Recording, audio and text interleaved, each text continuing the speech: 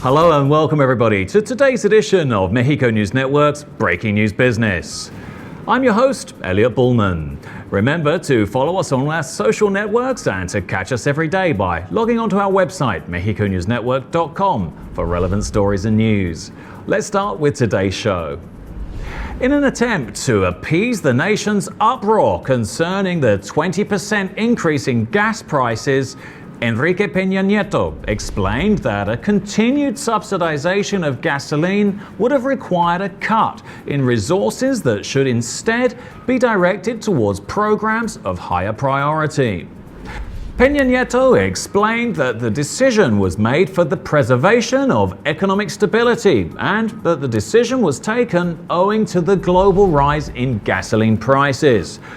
In all the countries around the world, gasoline has gone up in price, and it's not because the government wants it. I would prefer that it didn't happen, but that is what has happened.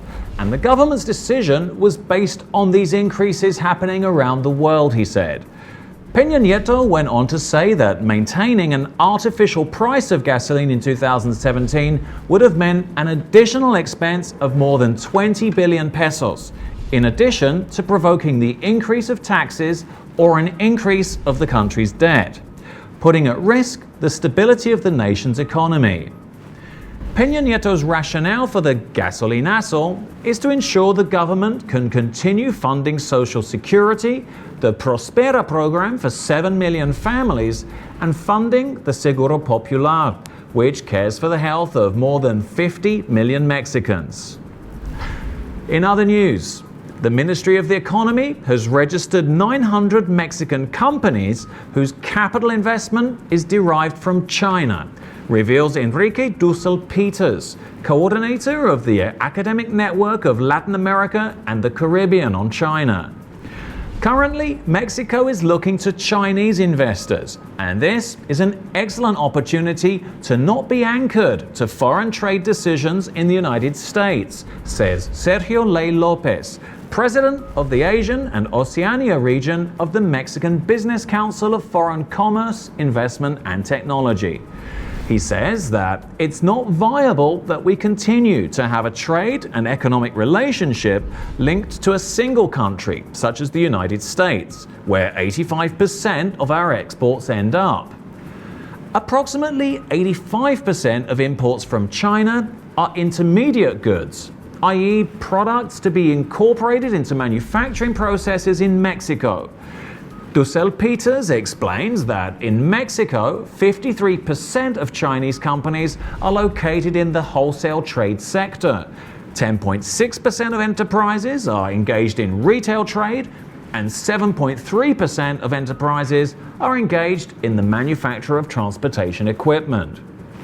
Mexico City is the main destination for Chinese companies participating in 18 economic subsectors, and between 1999 and 2016, Chinese firms have invested close to $421 million, according to the researcher. In other headlines, Donald Trump will ask the US Congress to finance the construction of his wall along the southern US-Mexico border as early as April, a move that would break the president-elect's campaign promise that he would force Mexico to pay for it.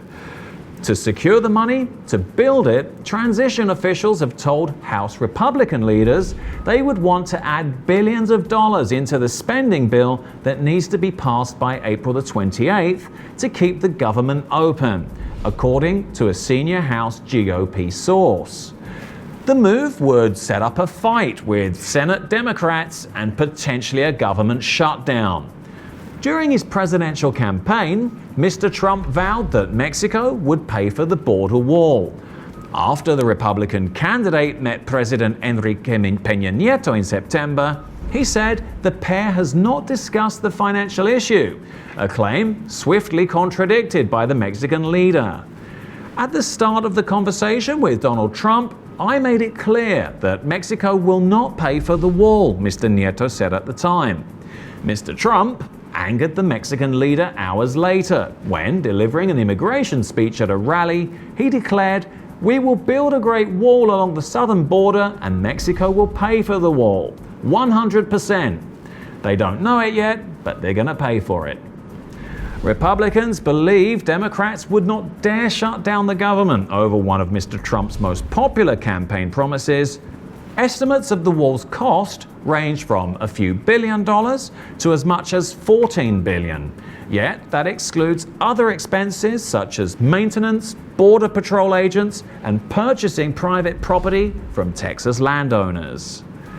And finally, let's turn to the markets. The Mexican peso increased from 0.53% to 21.48 from 21.36 in the previous trading session. Historically, the Mexican peso reached an all-time high of 21.48 in January of 2017 and a record low of 0.01 in May of 1972. IPC Mexico decreased 1.12% to 45,554 from 46,072 in the previous trading session. Historically, the Mexico stock market IPC index reached an all-time high of 48,694.9 in August of 2016 and a record low of 14,008.2 in August of 2005. This was all for today. Thank you for joining us. I'm your host, Elliot Bullman. Before we go, remember to follow us on all our social media networks, Facebook, Twitter, and Google+, and catch us on our website, mexiconewsnetwork.com, for more stories about Mexico and the world. Until next time.